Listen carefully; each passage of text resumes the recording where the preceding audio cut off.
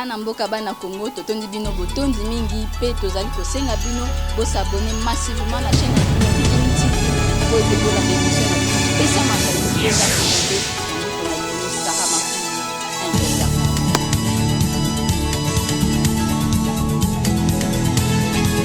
Boeli malamu na chaîne na bino Reggae TV bana mboka na lingi na bête de solo ya émission au Italie Pesa Makanisi et vous désormais présenté par Sarah Makulu et de temps en temps beaucoup de monde pour accompagner en tout cas pour botika la brancher et pour s'abonner na chaîne na bino Reggae TV à suivre.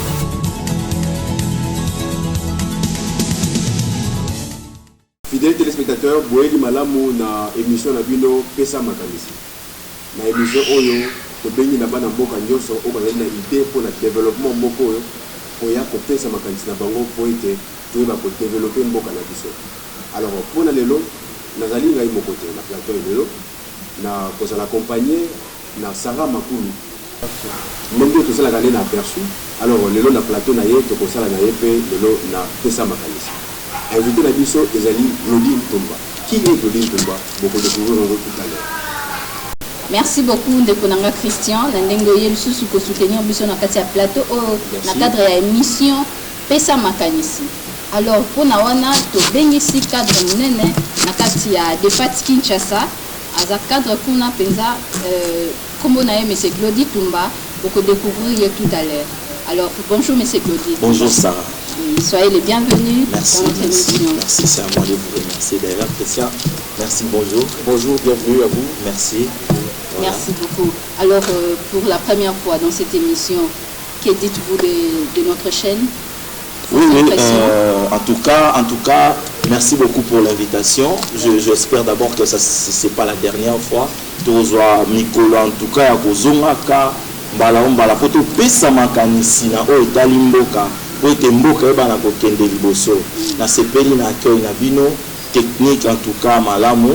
Merci à caméraman Azana Simakosunga Biso pour introduire déjà un monde à Koloba. Au moins basé la rare na suka.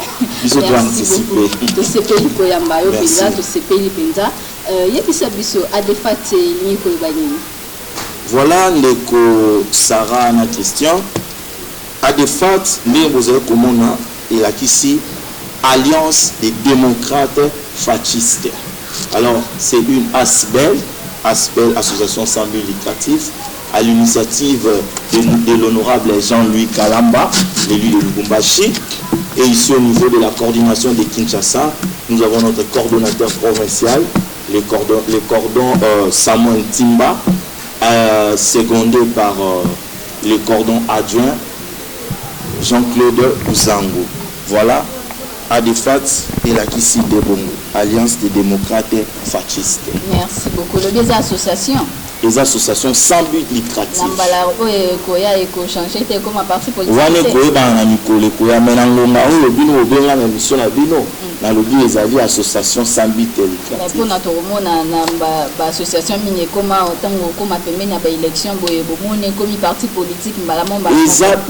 Ezape akoka moité, ezape impossibilité parce que nous sommes là pour accompagner le chef de l'État dans ses actions et dans sa vision.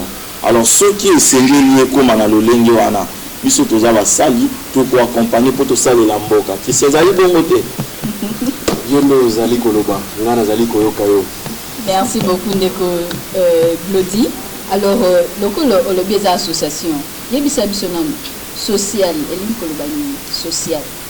Terme social. Avant bolumbi c'est nini Ndeko Sarah. Problème de papa. Avant que na motuna on est associé, il a posé mécanisme moko, motuna moko. Alobi ezali ASPL.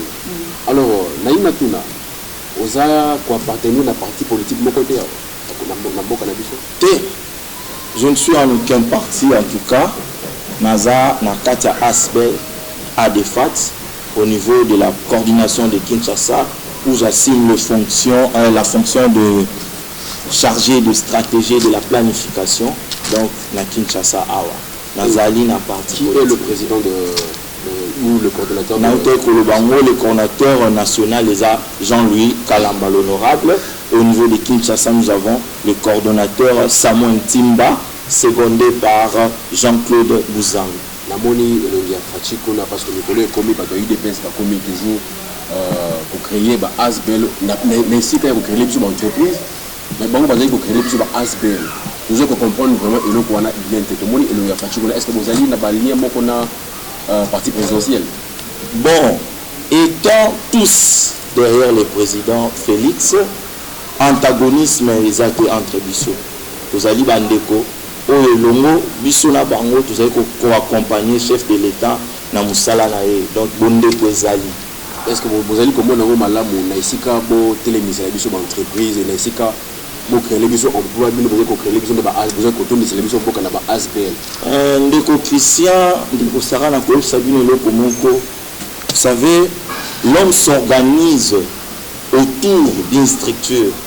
Nde makambo ekendaka liboso bokoki kozala boza na posa ya kosalisa eloko mais soki eza motu kaka azoloba na lepamba maloba na ye kokende mosika te. Mais si c'est dans une structure, vous verrez que ça a une puissance et ça aura de la teneur. Nde wana bokoki kosala mosala bien kosunga mboka mpe eza kotia ba structure oyo kobanda kocontrôler gouvernement oyo banda kopesa makanisi ndeti sikoyo nini déjà oyo bino bosali oyo impacté mpe mboka positivement. D'abord, vous devez savoir qu'à des facteurs ekokisaki un an nango d'existence depuis le 13 juin. Et parmi l'action automenée, l'action ezali ebele, mais jusque-là nous travaillons d'abord sur les recommandations et les conseils à prodiguer au niveau du gouvernement pour la Makambo et Kende Malam.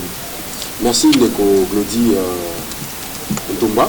Merci Malam Penza Christian Tozoyo Kaka.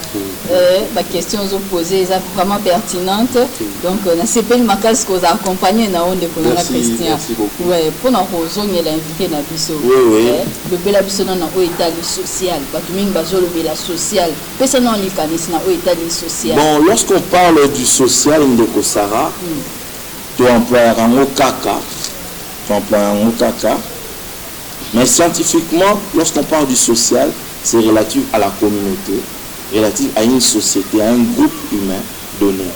Et c'est là, bâtard objectif social, situation sociale. Voilà un peu. Mais, lorsqu'on parle du social, on voit tous les éléments qui est relié directement à la vie de l'homme.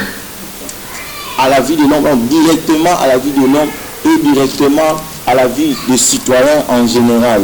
Il y a aux homona, mais population sociale, mais sur le plan social, tellement qu'il y a impacté dans la vie à il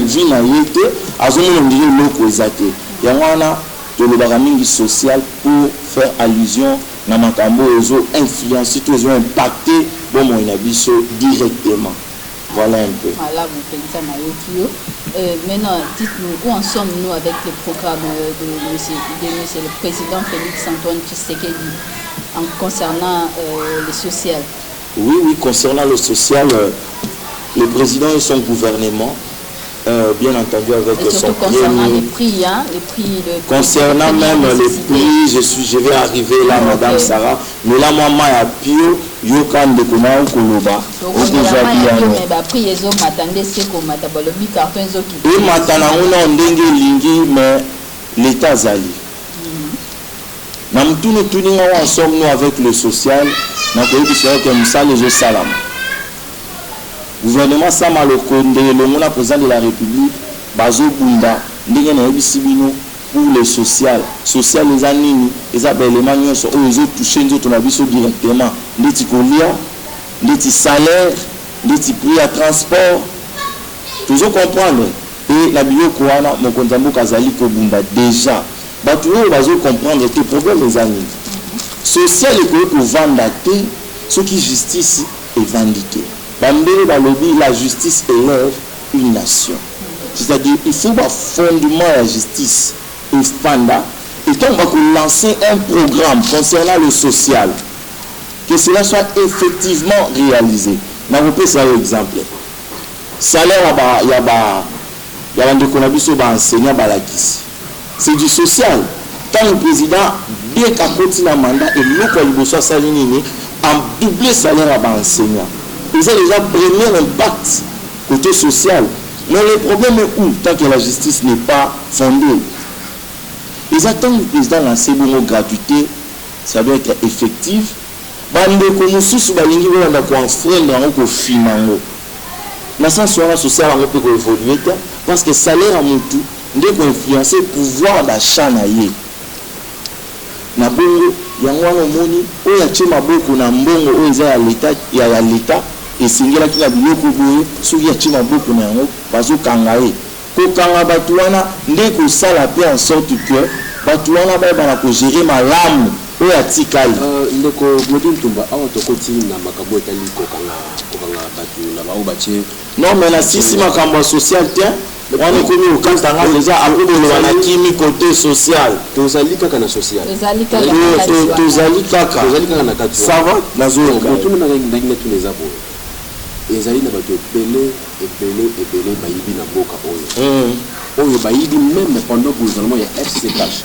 Bati lelo na bati bango maboko te to moni moche maboko bino IDPS bino te biso IDPS te rectification. IDPS te mutu a komaka salaka ba mikanda ya basusi po bakende kokanga batu IDPS instruisaka dossier te bongisi esika wana papa Christian boche maboko bongisi esika wana papa Christian boche maboko biso te l'état justice ya mboka.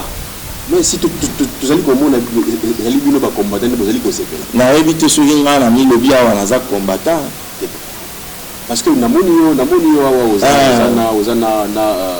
ozana elongi ya papa elongi ya tata mokonzi ya mboka Félix Antoine Tshisekedi Tshilombo béton.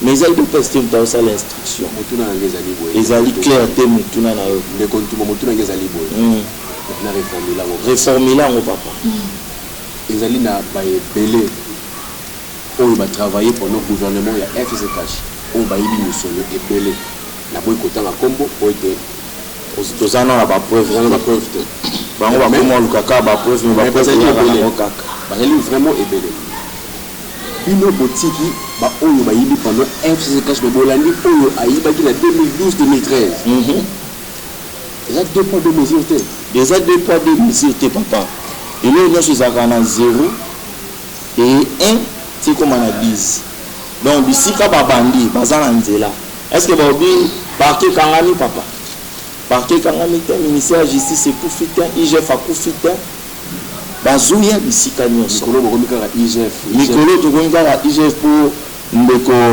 Jules Atingele azosala Alingete pardon Jules Alingete azosala mosala na ye c'est encourageant tokomi kaka IGF te oyebi ke soki na tie bino mibale na défi na ozwa raison ntango bozalaka na ba 6e année ata des humanités boyokaka IGF motuna ya biso biano ya yo peut-être boyokaka yango te ti totanga yango kaka na baklasse IGF mais mosala yango komona boye pendant bambula oyo nyonso totikala komona te donc ifo kaka baboma yango mpo basala makambo na misala na bango ya butu malamu ntango mokonzi ya mboka Félix Antoine Tshisekedi Tshilombo alamusi IGF ekomi problème yango wana nalobi botikala silisama papa émission eza pesa makanisi namutu na ye kopesa makanisi namu na ye kopesa makanisi nasisi makanisi nanga mpona social te na yango na bana ye koloba boye mpo social evanda il faut des fondements juridiques mpo oyo azozwa ebonga wana atala ke moto azalaki awa asuki mabe nga awa na osala bajete. C'est là où les Congolais ne comprennent pas. C'est là où nous ne comprenons pas. Nous devons, c'est pas une traque, vous avez besoin de traquer. Bazo sane makamdenge sengela kipepe sibaro bazo ya maele. Mais justice la kofanda na kiti te, justice la kofanda tango esa musala. Kasi musala tozomona yezo sala. Yango na bozomona yango na pe social les gens accompagner kalaté. Olobenga makambo ba pri pona kolobela social. Gouvernement est projeté baisse ya ba prix na lobi français la malamu est projeté baisse ya ba prix. Boni banang bazo telemela ngo. Kaba imboka. Oh fake, oh mutuboe, oh mutuboe. Oh la nuit. Des pères et des mères. depuis le maire on a dossier mususu mama tozana na makamba social pour amobo kanzondi biso to kima social tozawana kaka bango mutu bakomi kotelemela mama décision ya baisse de prix avantage c'est la même. Est-ce que le président Félix Azali Mbongo a reçu un carton à $50? Les années du sol à Congolais, les tous autres éléments sont dans le gouvernement. Mais il y a tous autres Sabino Boy. Il y a social dans le programme à président de la République. Et ça, quand les Congolais, les Andinga, qui na politique, il y a combien de la population. Si vous avez Félix Antoine Tshisekedi Tshilombo, il y a la politique, il y a la population, il y a la population. Vous savez, réussir dans la vie, c'est quoi? Réussir, c'est pas... Bon, je donne ma définition. Ceux qui m'ont dans le but que j'ai réussi ma carrière politique, c'est pas le fait pour moi de finir président de la République ou ministre, mais c'est le fait pour moi de trouver des solutions à certains problèmes qui dérangent ma société. Bon, mais c'est l'invité. Nous, on doit trouver solution. Mais que faut-il faire pour nous remonter social, pour trouver problème encore et que nous bosso quoi. Fais ça dans les canis. Voilà, ma kansinanga côté en izani. Oko kanisa nangai poto ebanikala. Prof Kabuya Lumuna, le sénateur, personnel. Na livre la démocratie congolaise et ses principaux défis. Tant on attend un livre, on a tel ça que défi liboso, attaque le défi 5. Défi liboso, Isaac Mout, l'homme. Attends ici que le problème du Congolais c'est d'abord l'homme et sa mentalité. Le lingue qu'on a prof Pierre, mais respect d'ici Kazali, dans le livre le nationalisme pragmatique. Attends ici que le problème à Liboso pour devenir un peu nationaliste dans la pratique, les alignés, mentalité à Bomoto. Aujourd'hui, on va chercher le boulot, c'est l'homme qui est au centre du développement. Il y a un peu de cannabis qui est Liboso, même sur le plan social. Et je sais la conscience, non il y a gouvernant, non il y a gouverner, non il y a politique qui est en opposition, non il y a politique qui est diriger. Pour la mine, tu peux si idée, tu peux si Ndakisa Awa, gouvernement projeté prix, baisse y a prix. Mais quand on est bazo télémélango, est-ce que tu as la ligne avant sociale et télémélango? Tu as la ligne en autant? Mentalité moussous à ma bezawate. Bâti ODG. Je le disais tantôt, le salaire fait partie du social et c'est d'ailleurs le premier facteur.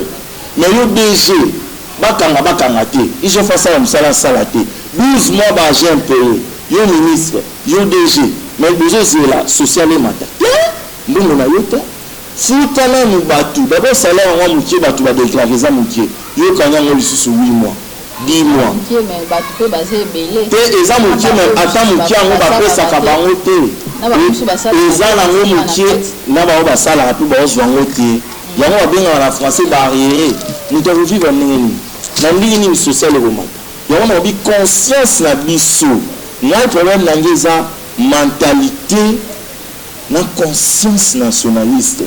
Ou ceux qui lati ba gestionnaire kaka bisika zo sala akofuta mutu moi $100 na ye, moi $200 na ye, pe mutu wana okoka ko somba moloko na ye. Et puis côté de la biso ba population zanini.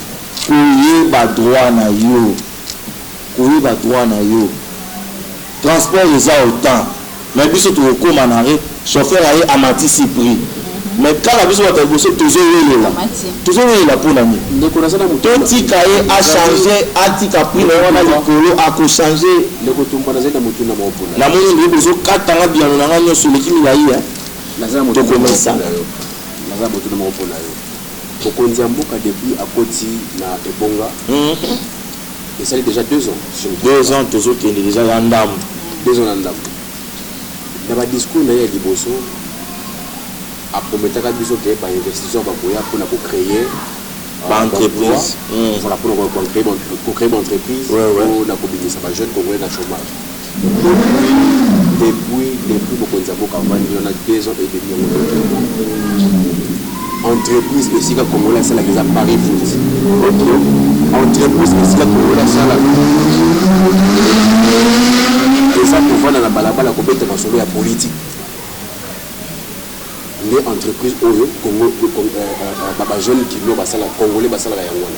Alors yebi ça pesa makanisi na yo nini oyo ezali pour nini retardement wana. Merci ndeko Christian pour na mutuna toko ignorer te biso nyonso que mon candidat biso Félix Antoine Tshisekedi Tshilombo a eu pouvoir na tango moko ya pasi makasi pona mokili mobimba et mokili mobimba oui la situation sanitaire ya coronavirus oyo et perturbé moi ba programme belé même pour la yé côté mais pour la même batouane sengila kibaya au kotala boye peut-être la mboka na bango bavant les interdits au kotala boye activités à freiner na situation oyo ezap na moi pasi pour la réalisation wana bomona ngo pena boye mais moi la rassurer bino bozali ba journaliste bozali ba professionnel bo s'informer pour komona ke baza déjà la nzela baza musika te baza na nzela apparemment na ngambo mosusu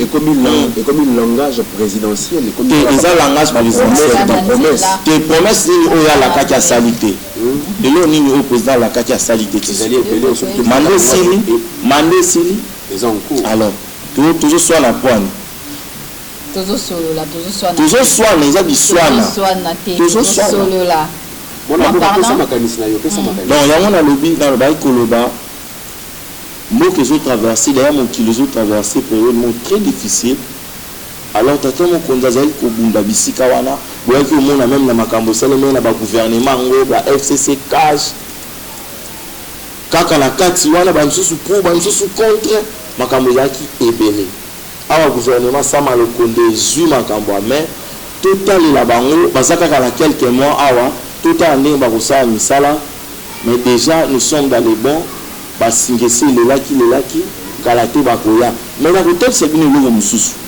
parmi les objectifs il y a des faits parmi les objectifs là nous a encouragé et promouvoir entrepreneuriat ya ba congolais ma bien na biso pe ba congolais ani to kanisara ke musala o ba ben musala ezaka na kati ya bureau or que c'est faux na ba mboko nyonso développer c'est pas tout le monde qui est engagé dans un bureau.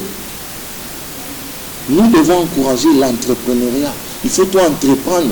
Au monde à chauffeur, au monde à wewa, au monde à mtatekaka. Mais au monde à salarié déjà salarié. Mais pourtant c'est toute une entreprise pour lui ou pour elle cette personne. Moi c'est rien qui à propos tika makanisi à kulukaka bureau. Pour côté l'État a un devoir il y a pour créer un salaire, il y a pour créer un emploi, pour créer une entreprise. Mais la langue n'a pas sopé. Pour le développement, j'ai toujours dit que la responsabilité est partagée entre le gouvernement et le gouvernement. Et ça, nous avons embêté.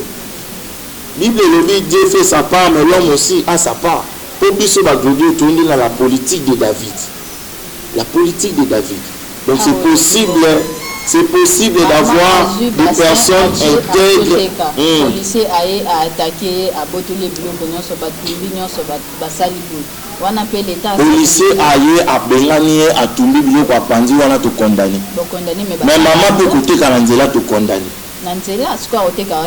Ah, bisika ezalitan ba bengana ka wana kindaka wana. Banda bakangiza ndotile mais pour la batonga la bino zamba kitoko.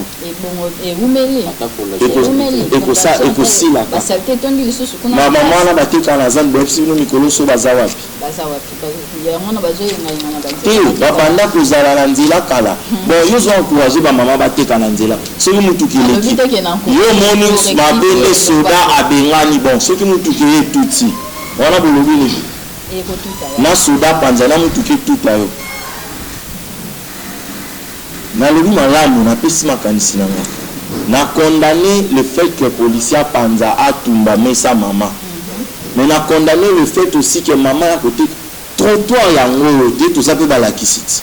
Trottoir ezali, chaussée ezali. Trottoir pour la ba tambola. Chaussée pour la mituki tambola. Au ticket ta trottoir au yé na chaussée. Et puis la bandi yango ba tongeli biso caniveau na kata chaussée. Yo yepeka ko tanda mi wana. Batu baleka na embouteillage. ni tukeleka moto ni ata problème moko tobakelaka bomoi na biso ata na bakura management otanga ntango ozo entreprendre il faut calculer les risques, il faut prendre un risque calculé ntango soda ya biso mama ozoteka na nzela elakisi déjà ke calculer risque ezali kambo oleka na classe malamu mingi ndeko Claudine nauti koyoka wa olobi makambo ya mokonzi ya mboka azwaki bokonzi na moma moko ya pasi mpenza oyo ezalaki problème na mboka mobimba concernant Covid-19. Dites-nous un peu concernant les doutes qui circulent dans les têtes de nos Congolais, notre population en fait, concernant la vaccination. Makambo vaccination. Vaccin. Makambo vaccination. À Nilango Kaka ou bien à celui-ci makambo mususu. Pour la Covid-19. D'abord, il y a deux choses qui ont besoin de malembe. D'abord, il y a les doutes. Au début, tout le monde est un peu compliqué. Tout le monde est pété. Tout le monde est passé. On dit aux élaka. Dans les gens chrétiens, dans le bac, on a une émission pour ça, na Christiana Sarah bakufi na Covid aseke ezali mtumingi azela rande mingi bongo tebona eza makanisa mabe maladie ezali disait solo que nous ne sommes pas touchés autant que d'autres pays européens, asiatiques, américains. Mais c'est vrai que tu as touché quand même. Zone rouge ou pas, mais tu as touché quand même. Avant, on peut se faire réponse dans le tout là où tu n'as qu'un investisseur. On comprend les gars. Covid des autres quand on va tout belé. Merci pour Sungi, on a déjà pris la réponse. La qui a monté la réponse qui est claire pour confirmer la réponse. Alors, Covid ezali bandeko o bazolanda biso maladie ezali. Namu kutu bisika to le kaka babengaka ngai mais c'est cache-nez pour cache-nez na monoko ezangaka te. Alors to sukolaka maboko to éviter kosimba eza mabe.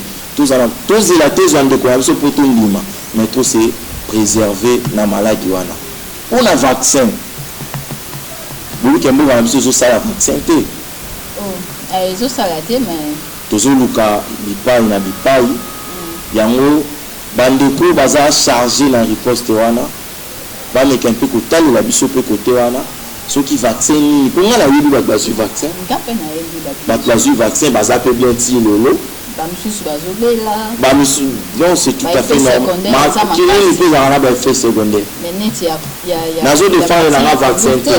Mais la zone où la spéculation autour de la français, il y a trop de spéculation. Babanda qui on a cache-nez, au cache-nez médical, au biso to site to zola kao, mukolo, ils ont la maladie. Bah comment babanda qui on a? Oui, chef Elobini concernant poursuite où il y a ministre honoraire et Teni concernant Covid. Ils ont la bisaki. Question en penza et zandengeni. Makambu balandaka na lolenge ya banyama te tozali batu tozala ba protocole tozala ba programme tozala ba calendrier ezo salema ezu moninga yo kosekana note pour le panier circule encore panier wana eza ya bomengo te panier wana eza ya kumba ya kokanga. Alors soyez sûr qu'avec le président Félix Antoine Tshisekedi Tshilombo oyo nyonso atiaki maboko na mbongo l'État pour la population, ceux qui va preuve ezali bakokanga ye. Ceux qui maman omoni bokeseni entre Félix na batu bakonzi baleki to na batu mosusu eza nini atolalaka na ye soki baintérêt ya population eza respecté te okokanga. Je pense à ça. Boyebi to bo polémique boyebi bato bazokangama wana tomona bato musika ya pene na ya pene bazozwama pene tomona kaka ezo baluka seko na ya pene bakozwama peut-être toyebi ndete biso na bino peut-être toyebi te mais bokoyeba ngo makambo mosusu ezalaka ya koswana pena te makambo mosusu ezala ya temps obi tant irrésolvable problème belé de bam surtout ça la siko tant ekoleka bomona ke to sango le susute le kontumba na zela motuna moko na yo na la ndio na bokebi nyonso obeti seko mingi na oyo ezali entrepreneuriat mokonzi ya mboka ntango akoti awa alobi ke akosala ete bana kongo bakoma bamillionnaire encourager bango baselancer na entrepreneuriat mais ti sikoyo eloko moko ezali kosalela le contraire baoyo bazali kokoma bamillionnaire to bamultimillionnaire ezali bayi politique mpona nini bongo ndeko ozali na raison na eloko olobi liboso mokonzi ya mboka encourager mais kasi ozali na raison te ntango olobi bayi kokoma bamultimillionnaire to bamillionnaire eza bapolitique te ndeko na gouvernement oyo te na gouvernement oyo okoma na millionnaire na mosala na ozosala eza bien entreprendre koma millionnaire eza malamu lolenge oyo ozolobela ondire bayi politique nde bazozwa mbongo mpo bakomela bamillionnaire na gouvernement oyo te tata na gouvernement oyo bakomeka te tolobi boye omoni adefat aza wana mpona koencourager mpona koéveiller mpe conscience Kinshasa toujours préparer conférence sur l'entrepreneuriat tolakisa bato ndenge nini ya kobomba mbongo ndenge nini ya kobanda na 1000 francs mpe komata kokóma na mbongo ebele. Tout ça fait partie ya accompagnement ya programme ya chef de l'État. Pour accompagner chef de l'État ezaka kokota na gouvernement te.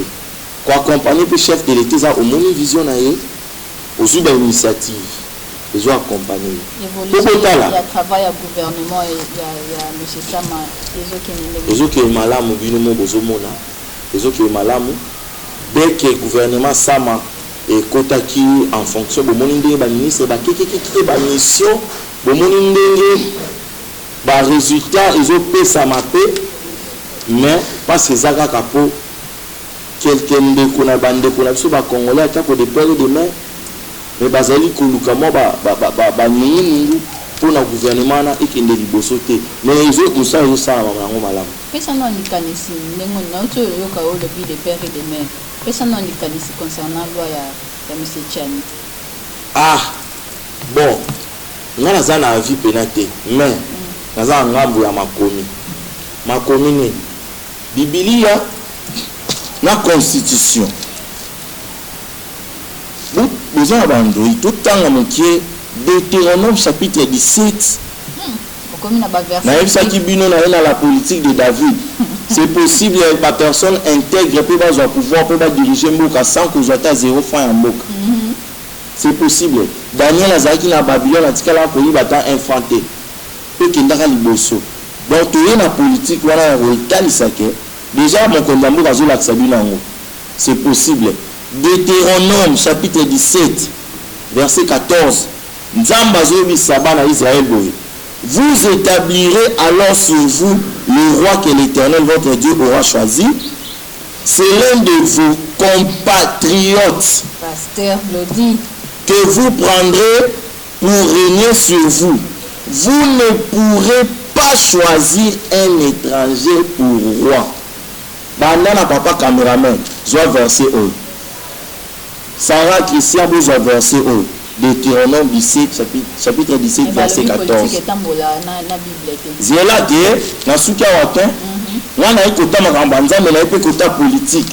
Na zisu basima makamba nzambe po kongo to la mboka ya nzambe to sambela la mingi. Ya wana chrétien nyonso fazana na sima maloba o. Nzambe insisté. Déjà le but compatriote, là si ba mboka na bino m'a précisé, vous ne choisirez pas un étranger pour roi. Dans la Bible. Zola lisusu, zola la constitution article 72. Article 72 sur les principes, soit les critères pour être président de la République. Nous avons Constitution lobby, être congolais d'origine. Dans l'esprit de cette loi, tant le législateur a zokomango. Na resepela bimba la sima. Papa Christian, nous avons le côté bobengisa ye, tous à la longo. Autant tous autres lisa makanisi na biso donc tozokota na bamakomi ameka mpe kolimbola ti mingi bakoyebisanga nga naza moto ya mibeko te me papa keba kaka mobeko yango elobi nini est censé ignorer la loi. Article 70 bokotanga lo elobi il faut mpona moni ezotourne ezowunola ozi électronique il faut être congolais d'origine bomoni ke na nzambe azwa apuyela wana dans Deutéronome chapitre 17 verset 14 na bandeli et puis constitution na biso pe wana so kolobani constitution na biso tolobaka surtout pouvoir vient de dété constitution na biso zo appuyer congolais d'origine c'est-à-dire de père et de mère na lamu penza ndeko lodi toyoki yo penza mingi pesi makanisi na ba point o esengeli o tolobeli awa chers congolais bana mboka tokomi na suka ya émission na biso mais avant de clôturer monsieur Glodia loba moi loba moko ya suka ndeko Sara oui papa nazalaki na motuna moko pona ndeko Zumba motie makita mponi maboko lelo nalobaki yango déjà mais moi nous côté qui revenaki malamu na motuna na ngai te motie makita mponi maboko lelo est-ce que dossier ekosuka na nzela to eokendeti na suka tika tana kosola moke na kosola lisusu eza covid te ya malili eleki na mboka eloko nazosepela na yo ozoloba bien mais eloko nazosepela te na yo ozokomisa ngo ndenge nga procureur ntango ozoloba botie omoni na président Félix Antoine Tshisekedi Tshilombo alingi motu motu azala na esika na ye mpe motu motu asala mosala na ye bato ya mibeko batie ndeko Matata Ponyo maboko mpona nini eza biso te eza bafasciste te occasion mpo ya koéclairer peut-être les populations bayeba dossier yango eza nini bayebi te so mpe bino boyebi mais boyebi boza baprofessionnel bobandi masolo ya pesa makanisi mpe mwa kala na yango wana boyebi mais bozotukanga kaka mpo nga nde naloba na koloba affaire oyo procureur général pour la cour de cassation asimbi soki mémoire na ngai etrahi nga bato ya mibeko bakobongisa eza affaire ya zarianisation ezalaki nini ntango Matata Ponyo azalaki ministre ya finance akotisaki requête moko kolobaki eza na 300 personnes je sais pas physique ou morale oyo babungisaki babien meuble mpe immeuble na époque ya zarianisation oyo il fallait gouvernement et résoudre le problème wana ntango aye kokoma premier ministre selon basource 110 millions de dollars eyaki kobima mpona makambo wana e na nsima nde procureur aye kotala ke non esalamaki ndenge esengelaki te d'ailleurs en matière de droit bazobenga yango l'affaire présumée ya zarianisation tobongisa mpo bazolanda biso mokili mobimba toloba yango vraiment en termes juridiques c'est encore une présomption bazoprésumer que a détourné 110 millions mpona makambo ya zarianisation dossier ya Bukangalozo eza na maboko ya IGF fo toyebaka wana eza na maboko ya IGF wana eza 205 millions de dollars toloba te wana fo nazongela toloba te ndeti makambo wana ça te avec le social soki Bukangalozo ezalaki bien géré ekenda wapi est-ce que soki Bukangalozo ezalaki bien géré mbongo batiaki mpona yango esalamaki est-ce que prix ya masanga enyaki ezala na montant oyo eza lelo yango wana bozokata ngai yango wana bozomona ke baunion sociale eza kaka bacongolais na kopesa makanisi kotalisa lisusu ke na président Félix Tshisekedi Tshilombo social ekosimba mpe ezosimba déjà ou même mécanisation ezosalama déjà pesa mwa liloba moko ya suka pesa likanisa suka po ete tokabwana makanisi na ngai ya suka ezali nanu eza mabe te bapesaka hommage na bato ntango baza na bomoi koyambama na ba journaliste ya minene puis professionnel Christian na Sarah ndeko na biso cameraman bozali kombo na yesusu na bosalaka po bochangeaka ba cameraman ndeko Chadra Kamanda baali tellement ebele baza ebele monene boloko la Regini TV na sepeli na Regini TV et puis émission na biso pesa makanisi en tout cas pesa makanisi wana eza clé mutu na mutu apesa makanisi na ye merci mingi mpona kosukisa na koloba boye Alliance des démocrates fascistes aspect cher ya honorable Louis Kalamba eza wana mpona bino tozali kosoutenir baaction ya président Félix devise na biso soki cameraman ata bambala nsima tokozwa ntan ya kolobela mpenza ya defade na kosenga mbala nsima kozumele biso yango cameraman devise na biso eza solidarité prospérité humanisme solidarité mpona kosimbana na kati ya solidarité bolingo eza unité ezali prospérité ezali oyo tozoloba awa komema congolais nyonso ebana kose retrouver to ebana kose développer sur tous les plans et puis humanisme eza bolingo ya komona motu liboso ntango yo détourné ozomona motu liboso te otana poche na yo na yango wana napesi merci na bakondi na ngai ya Kinshasa oyo baautorize nga koya awa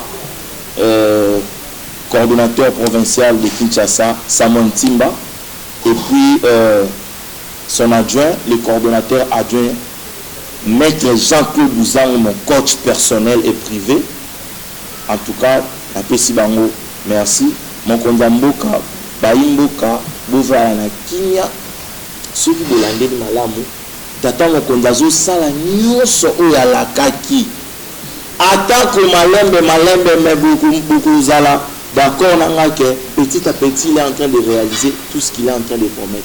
Les gens parlaient beaucoup à kosala boité à sali kosala boité à sali et puis malembe tout binda na te pona ona na salité pour eza calendrier mobimba eza programme oyo tozo landela donc toza wana Christian Sarah na kozela lisusu ezala mbala ya suka te en tout cas semaine prochaine déjà tokobengisa yo toza wana mpona mboka na demona na ndenge osengi tobengelo na kosepela pe botika na makambo ya badeba po omoni politique na biso mikolo ndeti na defate toza na mpona olobela bato mosusu te oyebi moto mosusu avanda na yeda tobosana ekala ntango ozolobela ozorapele bato ki azalaka. Nous, la politique qu'on amène, c'est de parler de ce qu'on fait, point barre. Et non de dire ce que les autres ne font pas. Toujours ça l'apanage, il y a batouté. Toujours le Belandéo, mon condi Félix, et le monde a des fats, et ça là. Je vais vous inviter d'ailleurs à une activité. Après, on a une réunion dans le politique pour nous préparer une activité aux samedi. Ceux qui ont fixé, dans le Rabino. Et même après ça, on a qui jeunesse, ils ont projeté une grande conférence sur l'entrepreneuriat. Il bandi que beaucoup zalawana pour na boum soit makanisi. Merci. Beaucoup soit makanisi. Pour ça on le bécile te bokatinga merci Christian merci Chadra. Penza makasi na toni subotoni na ndekonanga Christian. Merci beaucoup. Merci na cameraman, merci na bande konyoso balandi biso mais bozanga te ko s'abonner massivement bolanda émission na bino et puis na ba émission zali ko ya pona bolanda mo bien malam. Totoni bino botondi, to sika pona lelo. Au revoir.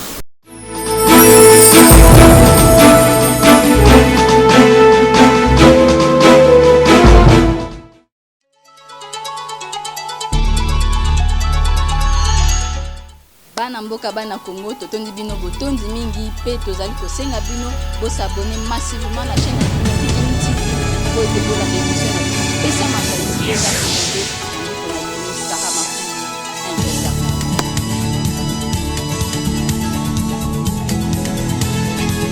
Boeli malamu na chaîne na bino Regini TV bana mboka nalingi na betre bino lisolo ya émission o etali pesa makanisi et vous désormais présenté par Sarah Makulu et de temps en temps peu beaucoup monde ngana ko accompagner en tout cas pour botika la brancher pe mo s'abonner na chaîne na bino Regini TV à suivre.